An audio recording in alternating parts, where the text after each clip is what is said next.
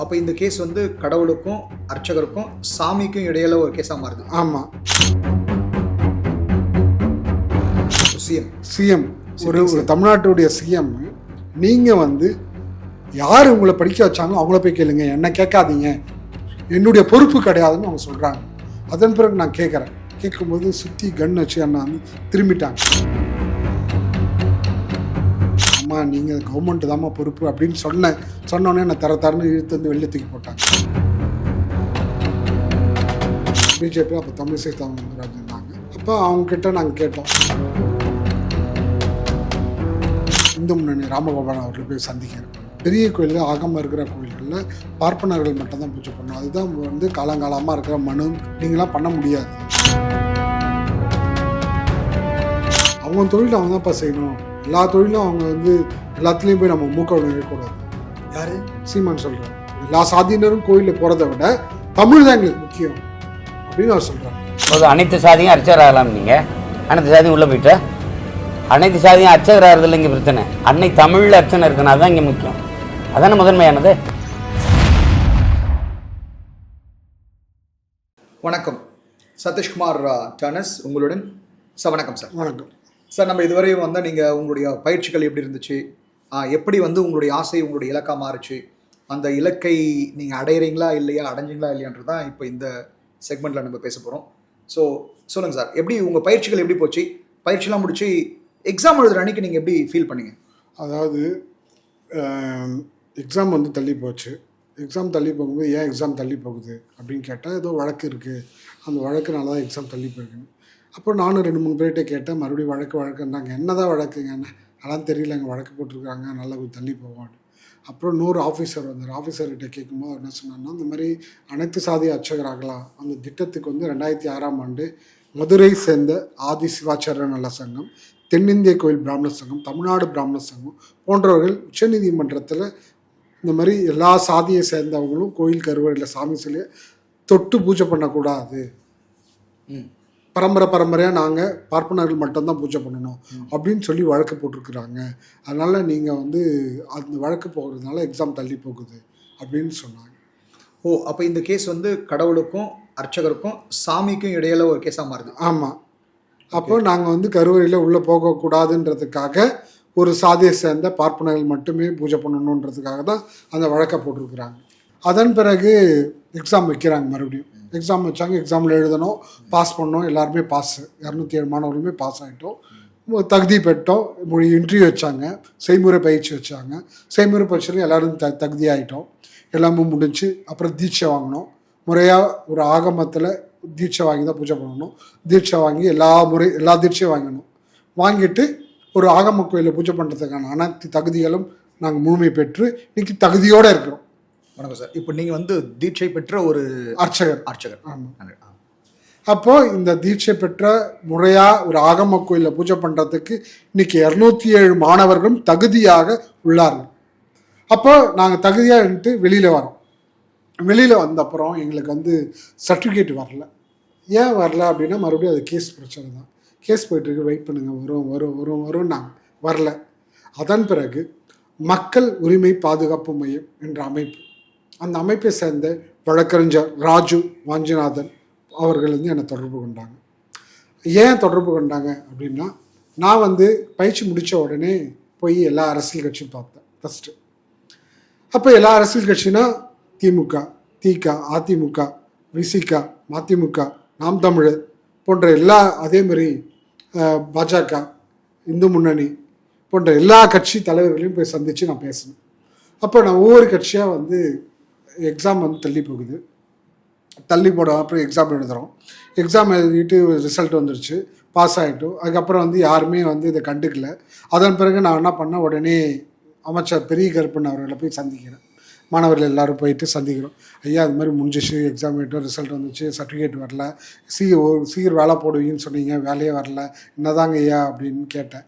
இல்லைப்பா, சுப்ரீம் கோர்ட்டில் கேஸ் இருக்குது தெரியல, அதான் நீங்கள் சொன்னோம் இல்லைங்களா, அதனால் சுப்ரீம் கோர்ட் கேஸ் முடிஞ்சோடனே உங்களுக்கு பணியாணை செஞ்சுருவாங்க, ஒன்றும் பயப்படாதீங்க, அதெல்லாம் ஒரு விஷயம் எல்லாம் சீக்கிரம் வந்துடும் அப்படின்னு சொல்லி எங்களை வந்து என்கரேஜ் பண்ணி நல்லா சப்போர்ட் பண்ணார், நல்லா பார்த்துக்கிட்டாப்புல. அதன் பிறகு உடனே நான் போய் கலைஞரை போய் பார்க்குறேன். கலைஞர் வந்து போய் பார்க்கும்போது அவர் என்ன சொன்னார்னா ஒரே வார்த்தை தான் சொன்னார். தம்பி, சுப்ரீம் கோர்ட்டில் வழக்கு இருக்குங்க. அந்த வழக்கு வந்து என்ன வழக்குன்னா, ஆகமம்னு சொல்லி ஒரு பிரச்சனை இருக்குது. ஆகமத்தில் இந்த சாதியை தவிர வேறு யாரும் வரக்கூடாதுன்னு சொல்லி அவங்க போட்டிருக்காங்க.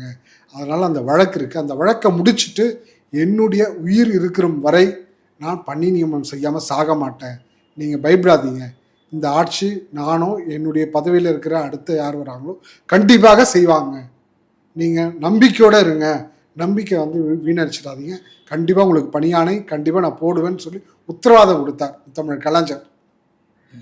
அதே மாதிரி மாதத்துக்கு ஒரு 10 டைமாவது இல்லை ஒரு 5-6 டைமாவது கலைஞரை நான் பார்த்துருவோம். நாங்கள் எல்லா மாணவர்கள் போனால், தம்பி அதான்ப்பா சொல்லிட்டேனேப்பா, கண்டிப்பாக கிடைக்கும் அப்படின்னு சொல்லி எங்களை வந்து என்ன சொல்கிறது, என்கரேஜ் பண்ணுறது. அதாவது இன்னும் கொஞ்சம் எங்களை வந்து அதிகமாக படிங்க, நிறைய செய்யுங்க, இந்த விஷயங்கள்லாம் பண்ணுங்கள், இன்னும் அதிகமாக பண்ணுங்கள், பெரிய பெரிய கோயில்கள்லாம் நீங்கள் போய் கும்பாபிஷேகத்துக்கு ஆர்டர் வாங்கி செஞ்சு அதை பிரபலப்படுத்துங்க, எங்களை வந்து என்கரேஜ் பண்ணார். இன்னும் நிறைய விஷயங்கள் படிங்க, தெரிஞ்சுங்க அப்படின்னு சொல்லி. கண்டிப்பாங்க ஐயா, நாங்கள் அதை பண்ணுறோம். டிஎம்கே ஆட்சி முடித்தோடனே ஏடிஎம்கேல அம்மையார் ஜெயலலிதா அவர்கள் ஆட்சிக்கு வந்தாங்க. அப்போ நாங்கள் அவங்கள போய் பார்த்தோம். அவங்க பார்க்கும்போது அவங்க வந்து இன்ட்ரெஸ்ட் காமிக்கல, அப்பாயின்மெண்ட்டே ஃபஸ்ட்டு கொடுக்கல, பார்க்கறதுக்கு அவாய்ட் பண்ணிட்டாங்க. அப்புறம் அப்போ இருந்த அமைச்சர்களில் போய் சந்திக்கிறோம், யாருமே அந்த ரெஸ்பான்ஸ் இல்லை. பொதுவான அமைச்சர்கள் அப்போ இருந்த ஏடிஎம்கேலேருந்து யாருமே சரியாக ரெஸ்பான்ஸ் பண்ணலை. அதன் பிறகு அப்பாயின்மெண்ட் எனக்கு கிடச்சிது அம்மையார் ஜெயலலிதாவை பார்க்க. அப்போ நான் போய் பார்க்குறேன். பார்க்கும்போது நான் என்ன மட்டும் தான் உள்ளே விட்டாங்க. உள்ளே விட்டோடனே போனேன். போயிட்டு என்ன வேணும் அப்படின்னு கேட்டாங்க. அம்மா, அந்த மாதிரி வந்து தமிழ்நாடு அரசு அனைத்து சாதி அர்ச்சகர்களாம் அந்த திட்டத்து மூலமாக நான் படிச்சிருக்கிறேங்க. எங்களை வந்து பணியானை செய்கிறதுக்கு இன்னும் செய்யலை, ஏதோ கேஸ் இருக்குன்றாங்க, எங்களுக்கு புரியல என்னான்ட்டு. கலைஞர் ஐயா போய் பார்த்தோம், முதலமைச்சர் அவர் போய் பார்க்கும்போது என்ன சொன்னாங்கன்னா, ஏதோ ஆகமும் ஏதோ சொல்கிறாங்க, இன்னும் எங்களுக்கு வந்து புரியல என்னன்றது. எங்களுக்கு சீக்கிரம் வழக்கு முடிச்சுட்டு எங்களுக்கு பணியானை மட்டும் ஹெச்ஆர்என்சியில் இருக்கிற கோயில்களில் எங்களுக்கு பணியானை செய்யணும் அப்படின்னு சொன்னோம். சொல்லும்போது அவங்க என்ன சொன்னாங்க அப்படின்னா, இந்த மாதிரி வந்து அவங்க தொழில் அவங்க தான் செய்யணும், இதெல்லாம் வந்து தப்பு, இது வந்து நாங்கள் வந்து கலைஞர் தான் படிக்க வச்சார், நாங்கள் படிக்க வைக்கல, நீங்கள் போய் கலைஞரை கேளுங்க, என்ன கேட்காதீங்க அப்படின்னு அவங்க சொன்னாங்க. ஒரு சிஎம் ஒரு தமிழ்நாட்டுடைய சிஎம், நீங்கள் வந்து யார் உங்களை படிக்க வச்சாங்களோ அவங்கள போய் கேளுங்க, என்ன கேட்காதீங்க, என்னுடைய பொறுப்பு கிடையாதுன்னு அவங்க சொல்கிறாங்க. அதன் பிறகு நான் கேட்கும்போது சுற்றி கன் வச்சு என்னை வந்து திரும்பிட்டாங்க. எனக்கு என்னென்னா, உள்ளே போனானே எனக்கு அந்த ஒரு அடுத்த 2 செகண்டு நான் அவ்வளோதான், ஆல் கோவிந்தா ஸ்பாட்டில் அவ்வளோ முடிஞ்சிச்சு அப்படின்னு நினச்சேன். உடனே என்னை தரன்னு நான் மறுபடியும் என்ன பண்ணேன், அம்மா நீங்கள் கவர்மெண்ட்டு தாம்மா பொறுப்பு அப்படின்னு சொன்னோடனே என்னை தரன்னு இழுத்து வந்து வெளில தூக்கி போட்டாங்க. தோட்டோன்னே நான் மறுபடியும் உள்ளே போகிறேன். உள்ளே விடலை, பிடிச்சி என்னை வந்து போலீஸ் அரெஸ்ட் பண்ணி என்னை கூட்டின்னு போய் பஸ் ஸ்டாண்டில் விட்டு பஸ் ஏற்ற வச்சுட்டு நான் உள்ளே வந்தானே. இது சாதி தீண்டாமைக்கான போராட்டம் செய்யணும் அப்படின்னு சொன்ன திரும்ப அவர்களையும் பார்த்தேன். விசிக தலைவர் அவரும் என்ன சொன்னார்னா, இது வந்து ஒரு சனாதன அடிப்படையில் நம்ம வந்து ஏற்றத்தாழ்வு பார்க்குது, இது எல்லோரும் சமமாக கோவிலில் பூஜை பண்ணணும், அதுக்காக நம்ம உறுதியாக இன்னும் போராடணும், அதுக்கு வந்து நாங்கள் ஏன்னா முடியுமோ சப்போர்ட் பண்ணுறோன்னு சொல்லி ஒரு இறையாண்மை மாநாடு நடத்துகிறார். அந்த மாநாட்டில் இது ஒரு கோரிக்கையை வச்சு பேசி அதை வந்து வெளியில் கொண்டு வந்து பேசினார் அவர். அதன் பிறகு எல்லா சீமானை பார்த்தேன். சீமான் வந்து என்ன சொன்னார்னா, அப்போ ஜெயிலில் இருந்தார், வேலூர் ஜெயிலில் போய் தான் நான் பார்த்தேன் ஃபஸ்ட்டு. பார்க்கும்போது அவர் என்ன சொன்னார்னா, இந்த மாதிரி வந்து பார்க்கலாம்ப்பா, நான் வெளியில் வந்துடுவேன், வெளில வந்துட்டு என்னன்றதை நான் பார்ப்போம், செய்யலாம், கொஞ்சம் வெயிட் பண்ணுங்க அப்படின்னார். அப்புறம் வெளியில் வந்துட்டு அப்புறம் மறுபடியும் இப்படி பார்க்கும்போது என்ன சொன்னான்னா, பொறுமையாக இருப்பா, அவசரப்படாத, எல்லாத்தையும் உடனேலாம் பண்ண முடியாது, நான் பேசிட்டு சொல்கிறேன், நாங்கள் கட்சியில் பேசணும், பேசிட்டு தான் சொல்கிறேன். சரிங்க, அதை வந்து அடுத்த கட்ட நகர்வு அதான் செய்யணும், எல்லோரும் நடுத்தரில் நிற்கிறாங்க, ஏதாவது ஒரு இயக்கம் மாதிரி ஏதாவது ஒன்று அதை கொண்டு போனீங்கன்னா நல்லாயிருக்கும், பாப்பா வெயிட் பண்ணுப்பா அப்படின்னு. அதுக்கப்புறம் கொஞ்ச நாள் பொறுத்து இன்னொருத்தர்கிட்ட சொல்கிறாரு, அவங்க தொழில் அவங்க தான்ப்பா செய்யணும், எல்லா தொழிலும் அவங்க வந்து எல்லாத்துலேயும் போய் நம்ம மூக்க நுழையக்கூடாது. யார்? சீமான் சொல்கிறார். ஓ, எல்லார் தொழிலும் அவங்க தொழிலும் அவங்க செய்கிறாங்க, அதில் வந்து தமிழில் பூஜை பண்ணணும்னு சொல்கிறீங்க இல்லையா, அது அவங்க பண்ணட்டும், என்ன உங்களுக்கு பிரச்சனை? அதான் எல்லா சாதியினரும் கோயிலில் போகிறத விட தமிழ் தான் எங்களுக்கு முக்கியம் அப்படின்னு அவர் சொல்கிறார். ஓகே, பார்ப்பனர்களே வந்து தமிழில் பூஜை பண்ண, தமிழில் தான் பண்ணணும். அப்போ நாங்கள் வந்து போகக்கூடாதா? நானும் தமிழன் தானே, அப்போ நானும் உள்ளே போகக்கூடாதா? அப்போ வேற ஒருத்தர்கிட்ட சொல்லியிருக்காரு, வேற ஒரு மாணவர் போய் பார்க்கும்போது அவர்கிட்ட சொல்லியிருக்காரு, அப்புறம் அதை விட்டோம். அதுக்கப்புறம் இது அப்போ அவர் மொழியை மட்டும் முன்னிறுத்துறாரு, ஆமாம், மொழியை மட்டும் தீண்டாமை ஒழிப்பை முன்னிறுத்தல, முன்னிறுத்தி அப்போ பேசலை. அப்ப பேசல. அப்போ என்னை பொறுத்த வரைக்கும் அப்போ நாங்கள் போய் பார்க்கும்போது அவருடைய கருத்து இப்படி தான் இருந்தது. அதன் பிறகு கம்யூனிஸ்ட் கட்சி, டைஃபி எல்லா கட்சியும் பார்க்கும்போது அவங்களும் வந்து கண்டிப்பாக போராடுவோம் அப்படின்னு சொல்லி பேசிகிட்டு இருந்தாங்க. அதன் பிறகு இந்துன்னு சொல்கிற அமைப்புகள், கட்சிகளை போய் பார்த்தோம். பிஜேபி போய் பார்த்தோம். பிஜேபி அப்போ தமிழிசை சவுந்தரராஜன் இருந்தாங்க. அப்போ போய் பார்க்கும்போது மயிலாப்பூர்ல ஆமாம் மேலத்தில் இருக்காங்க. அப்போ அவங்கக்கிட்ட நாங்கள் கேட்டோம், அம்மா இந்த மாதிரி படிச்சிருக்கிறோம், ஏதாவது ஒன்று செய்யுங்க, இந்த மாதிரி நடுத்தரில் நிற்கிறோம், வாழ்வாதாரமே இல்லை, ஏதாவது ஒன்று ஹெல்ப் பண்ணுங்க அப்படின்னு சொல்லி போய் கேட்டோம். கேட்கும்போது அவங்க என்ன சொன்னாங்கன்னா, அவங்க தொழில் அவங்க தான்மா செய்யணும், இதெல்லாம் தப்புமா, இதெல்லாம் வந்து நம்ம படிச்சிட்டோம் சரியா, நீங்கள் வந்து கிராமப்புற கோயிலில் காரியாத்தா, மாரியாத்தா, முண்டக்கன்னியம்மன், இந்த மாதிரி வந்து கருப்புசாமி, இந்த மாதிரி கோயில்களில் போய் மதுரை வீரன், இந்த மாதிரி கோயில்களில் நீங்கள் பூஜை பண்ணலாம். இந்த மாதிரி ஆகமம் இருக்கிற கோயில்களில் நீங்கள் போக முடியாது. இது வந்து பரம்பரையாக இருக்கிற பூஜை பண்ணுற ஒரு முறை, இதில் போய் நம்ம மாற்றக்கூடாது, இதெல்லாம் தப்பு, இதெல்லாம் பண்ணாதீங்க அப்படின்னு அவங்க சொன்னாங்க. இல்லைம்மா, எனக்கு வந்து அரசு படிக்க வச்சது, அரசே என்ன சொல்லிச்சுன்னா, ஆகம கோயில், ஆகமம் இல்லாத கோயிலில் தான் நாங்கள் பணியமர்த்துவோம், அதுக்காக தான் இந்த திட்டத்தில் படிக்க வச்சுருக்கோம், தமிழ்நாட்டில் உள்ள எல்லா பெரிய கோயில்களிலும் உங்களை பணியமர்த்துவோம்னு தான் சொல்லியிருக்கிறாங்க. இப்போ அவங்க ஆட்சியில் இல்லை, ஆனால் இப்போ ஏடிஎம்கே தான் இருக்குது, நீங்கள் வந்து ஏதாவது ஒன்று பண்ணுங்கள், ஏதாவது ஒன்று செய்யுங்க அப்படின்னு சொல்லி கேட்டோம். அதெல்லாம் பண்ண முடியாதுப்பா, இந்து முன்னணி கட்டுப்பாட்டில் நிறைய கோயில்கள் இருக்குது, இந்த மாதிரி கிராமப்புற கோயில், அந்த மாதிரி கோயில்களில் உங்களை பணியமர்த்துகிறோம், அதுக்கு வந்து நான் ராமகோபாலன்கிட்ட பேசுகிறேன், நீங்கள் போய் பாருங்கள் அப்படின்னு சொல்லி சொன்னாங்க.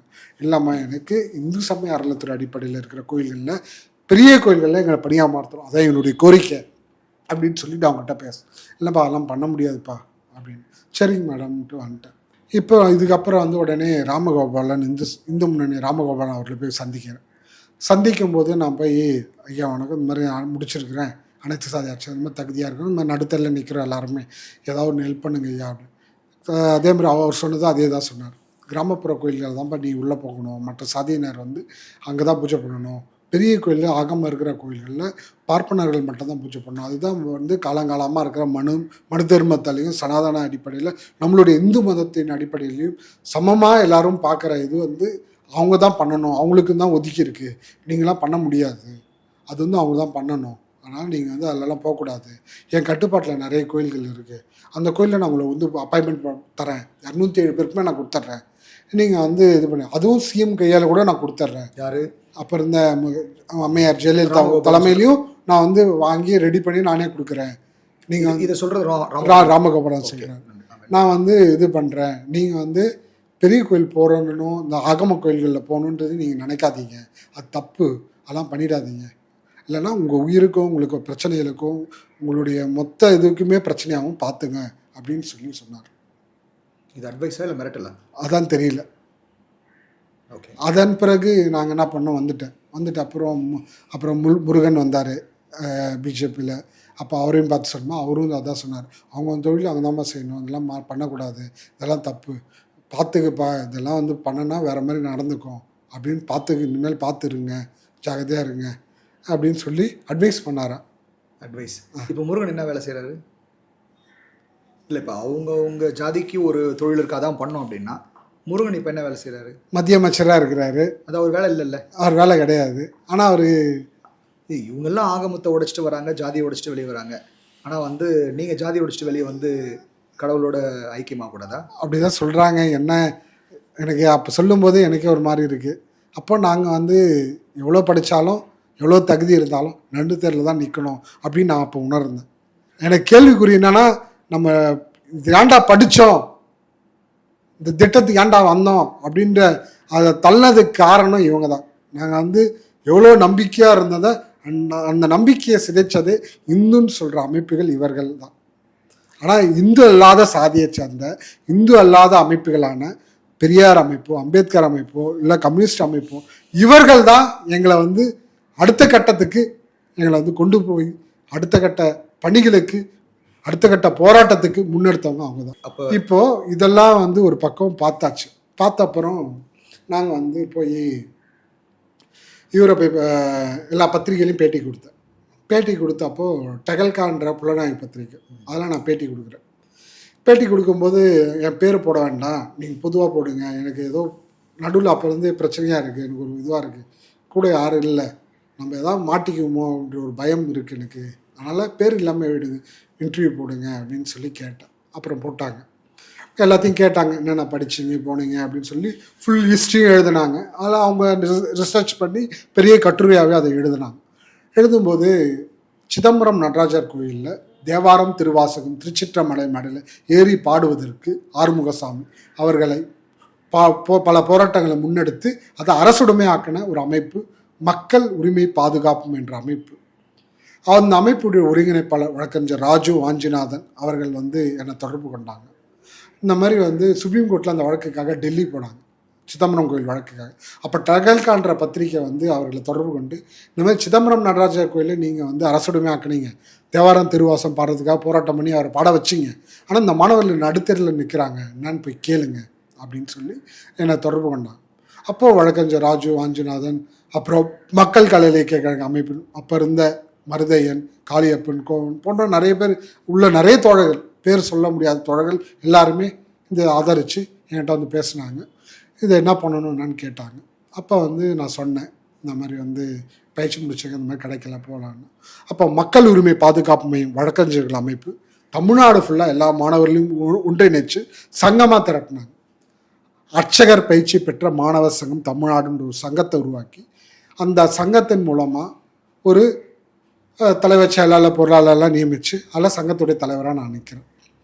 அப்புறம் உச்சநீதிமன்றத்தில் வழக்கு இருக்குது, அந்த வழக்கை பற்றி உங்களுக்கு தெரியுமான்னு சொல்லி வழக்கறிஞர் ராஜு வாஞ்சிநாதன் போன்றவர்கள் கேட்டாங்க. அப்போ எனக்கு தெரியாதுங்க, ஏதோ ஆகமும் ஏதோ தப்பு இருக்குன்றாங்க, ஏதோ சொல்கிறாங்க, முழுமையான விளக்கம் எனக்கு தெரியாதுங்க அப்படின்னு சொல்லி சொன்னேன். அப்போ அவங்க சொன்னாங்க, மற்ற சாதியை சேர்ந்த அர்ச்சகர்கள் யாருமே போய் கருவறையில் தொட்டு பூஜை பண்ணக்கூடாது, பார்ப்பனர்கள் மட்டும் தான் பூஜை பண்ணணும், சாமி சிலையில் தீட்டு போட்டுரும், கோயில் புனித தன்மை கட்டுரும், கோயில் இடிஞ்சு விழுந்துடும், அதனால் நீங்கள் யாரும் உள்ளே போகக்கூடாது, இது பெரும்பான்மையான மக்களுடைய கருத்து அப்படின்னு சொல்லி மதுரையை சேர்ந்த ஆதி சிவாச்சாரிய சங்கம், தமிழ்நாடு பிராமண சங்கம், தென்னிந்திய கோயில் பிராமண சங்கம் போன்ற எல்லா பிராமண சங்கமும் சேர்ந்து சுப்ரீம் கோர்ட்டில் வழக்கு போட்டிருக்காங்க, ஸ்டே வாங்கி வச்சுருக்குறாங்க.